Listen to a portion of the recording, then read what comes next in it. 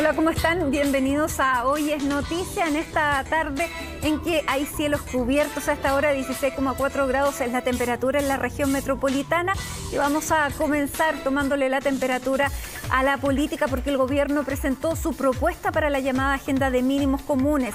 Frente a eso aparecieron las primeras discrepancias ya por un posible IFE ampliado y la idea de la oposición de una renta básica universal.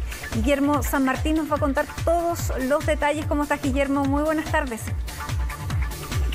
Hola Matilde, claro, esas son parte de las divergencias que ya se generan tras conocerse este documento, esta minuta que fue enviada por el gobierno, donde se establece los primeros puntos a considerar en términos de lo que ha sido estas conversaciones que se han establecido con la Cámara de Diputadas y Diputados y también con el Senado. Y en particular lo que resalta es lo que ustedes señalan, que por ahora no se ha establecido una renta universal de emergencia, que es lo que se había planteado por un sector de la oposición y también incluso teniendo respaldo por parte del propio oficialismo. Sin embargo, ya también se valora el hecho de que se esté hablando de un ingreso familiar de emergencias ampliado, en el sentido también que pueda incluir al 100% de quienes se encuentran en el registro social de hogares. Sin embargo, eso también genera cierta división en torno a lo que es la posición particular de la oposición, en términos que esto también podría generar algún tipo de restricción en el acceso a este tipo de beneficios, y es por eso de que siguen insistiendo en que la mejor fórmula es avanzar en torno a una renta universal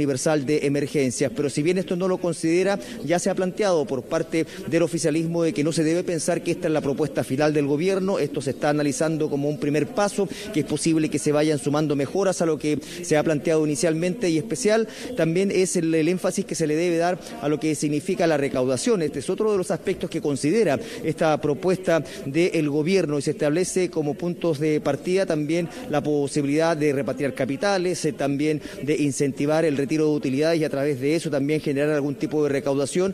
Pero hay que tener también atención respecto a lo que significa la no inclusión del royalty a la minería. Tampoco está incluido el denominado impuesto a los superricos o impuesto al patrimonio, y eso también son aspectos que son considerados claves por la oposición, y ahí se genera otra diferencia que se suma a lo que ya hablábamos en torno a lo que era la renta universal de emergencias. Pero desde el oficialismo han defendido este primer paso y señalan que sin lugar a dudas el gobierno tendrá que abrirse a mejorar esta postura a partir de lo que sean los planteamientos incluso de su propio sector. Desde Chile Vamos. Pasemos a revisar algunas reacciones sobre esta materia en palabras del diputado Gonzalo Fuenzalida y también de la diputada Paulina Núñez.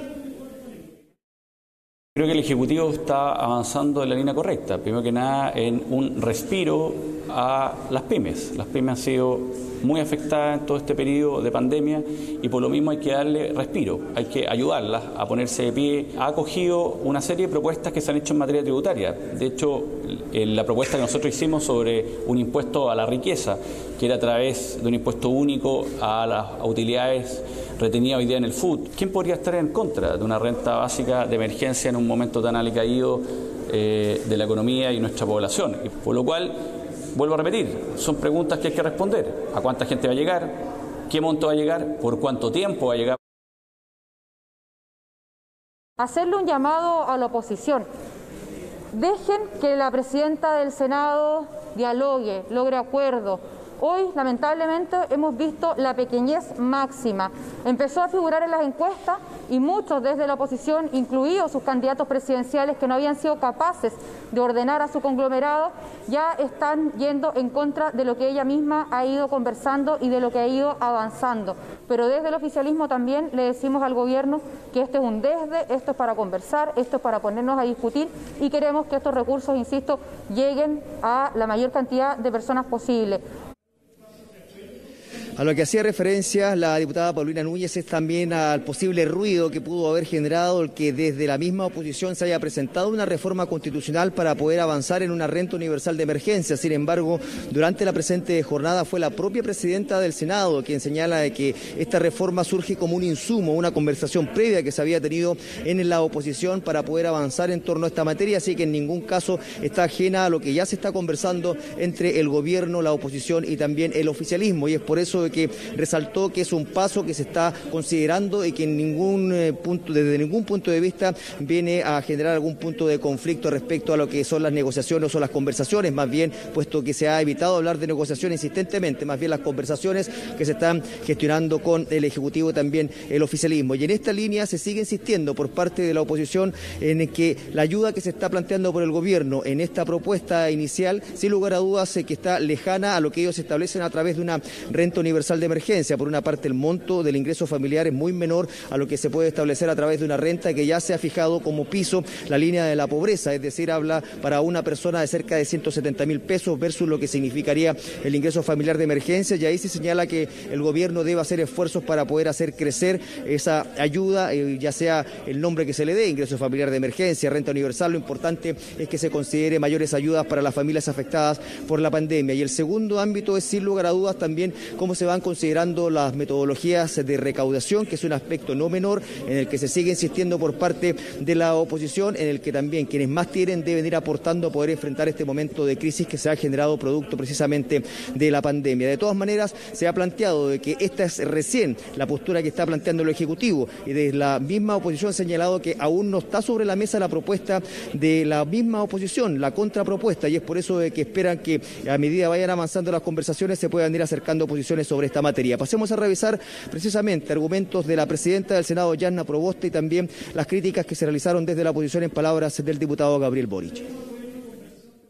Y lo que nosotros hemos señalado es que esta es una conversación acotada respecto de temas que nos permitan resolver la urgencia inmediata en materia sanitaria, social y económica. Desde la oposición hemos venido planteando hace ya largo tiempo renta básica universal. Pero aquí no hay ninguna negociación, porque con las necesidades de la ciudadanía no se negocia. Y lo que nosotros hemos señalado es que esta es una agenda de mínimos. Esto no anula ni paraliza las distintas actividades, acciones, deliberaciones que se hacen en el Parlamento. Decirle con mucha fuerza al gobierno es que se dejen de regatear. Que se dejen de regatear de una vez por todas. La propuesta que nos han comunicado por la prensa el gobierno es distinta a esta. Es distinta porque los montos son muy diferentes.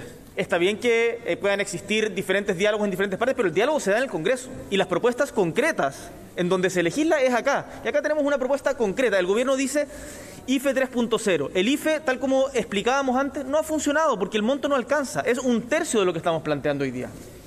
Entonces, no basta solamente con las maniobras comunicacionales que hace el gobierno.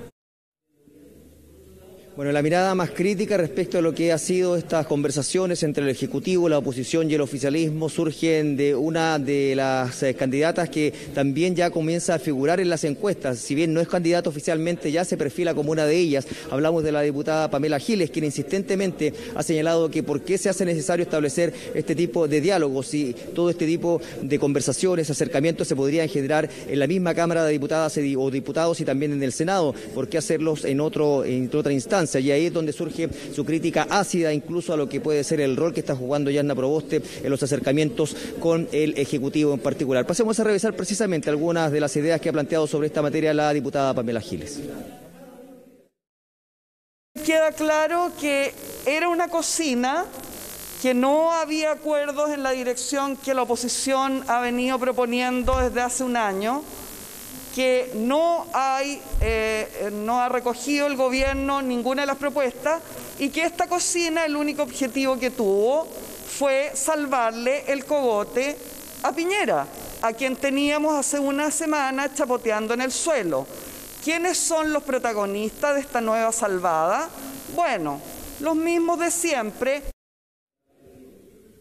Bueno, no solo han salido palabras para defender lo que son estos avances en las conversaciones entre el Ejecutivo, el oficialismo y la oposición, desde la misma oposición, sino que incluso también desde el gobierno han señalado que es positivo poder ir avanzando en diálogos que se hacen necesarios además para poder generar medidas concretas y abordar todas las inquietudes que se están generando tanto por parte de la oposición, del oficialismo, y abordarlas de la mejor manera. Y en esa instancia es que desde ya se plantea que esta propuesta que ha surgido desde el Ejecutivo es recién un primer paso, un piso para ir avanzando en la incorporación de mejoras, y estas mejoras han surgido no tan solo de lo que son propuestas de la oposición, que hasta ahora no se han concretado en un oficio formal que se haya entregado al gobierno, sino que más bien a través de ideas. Se espera que se dé ese paso, y lo propio también se quiere hacer cuando existan las ideas por parte de Chile Vamos para poder incorporarlas en un documento final que permita ir avanzando en medidas más concretas, tanto para la ayuda a las familias, las pequeñas y medianas empresas, como también para la recaudación. Pasemos a revisar también cuáles son los argumentos que se entregaron desde el gobierno en palabras del subsecretario de la Secretaría General de la Presidencia, Máximo Pavés.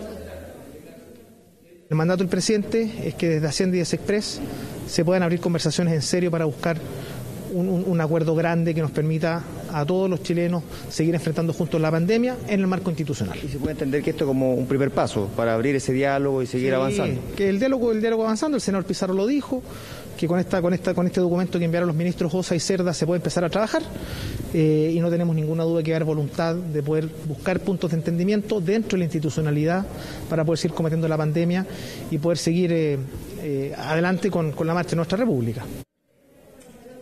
Bueno, a partir de esta propuesta, para poder alcanzar ese gran acuerdo que habla el subsecretario de la Secretaría General de la Presidencia, se hace necesario ir buscando lo que se ha catalogado como mínimos comunes. Si bien ya el gobierno ha presentado su propuesta, la propia presidenta del Senado, Yasna Proboste, ha aclarado que aún no se propone una contrapropuesta similar por parte de la oposición. Se está a la espera de ello para ir buscando esos aspectos en común, y también falta qué es lo que van a decir de Chile Vamos, que también van a ser considerados dentro de este diálogo para generar, en definitiva, un gran acuerdo que tiene estas tres aristas, como lo señalábamos. Por una parte, lo que es la ayuda a las familias; por otra parte, lo que es el fomento de la actividad productiva con apoyos a las pequeñas y medianas empresas; y algo no menor, lo que significa la recaudación para poder ir financiando todo este tipo de medidas económicas. Matilde. Así es. ¿Cómo ves tú, Guillermo, esta campaña electoral que tenemos este año? Cada uno de los candidatos o conglomerados quiere poner su sello, su firma, y eso pudiera dilatar un poco las negociaciones. De todas maneras, y ese es el temor que se tiene en medio de cómo puede ir avanzando esto. De hecho, se planteó esta inquietud a partir de lo que era esta idea de presentar esta reforma constitucional. ¿Por qué hacerlo y no esperar a que surgiese una propuesta conjunta de la oposición? Bueno, eso ya fue descartado por parte de la presidenta del Senado, y calificó al menos esta reforma como un insumo, más allá de las críticas que se pudiesen haber planteado desde algunos sectores en la línea de que podría haber algún tipo de aprovechamiento político para resaltar una figura u otra, incluso al interior de la misma democracia cristiana. Pero además de lo que puede hacer eso, también se está haciendo un llamado a ser conscientes respecto a cómo ir generando los espacios necesarios para el diálogo en pos de lo que es primordial en este minuto: ir en ayuda de las familias que se han visto afectadas por la pandemia, que es algo que se ha insistido, dejar de lado los puntos políticos para ir fortaleciendo lo que son las ayudas a quienes más lo necesitan. Eso esperamos. Muchísimas gracias, Guillermo, y hasta cualquier momento. Que estés bien. Buenas tardes.